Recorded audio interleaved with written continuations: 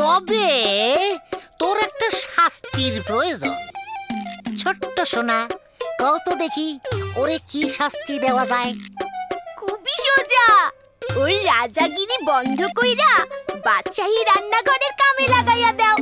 এখন থেকে ও শুধুই রানবো আর সারা দেশের মানুষ খাইবো।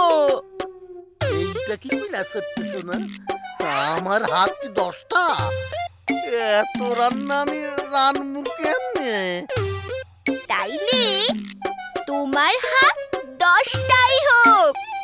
দাঁড়াও, কল্পনা করি। বাবা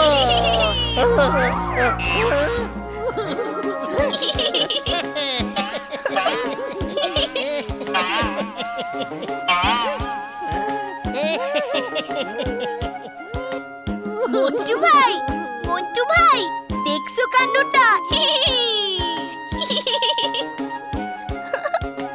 দেখলা তো কল্পনার জোর। বাবা এখন মনের মধ্যে ঠিকঠাক এইটারে কখনো হারাইবা না। 100 বার।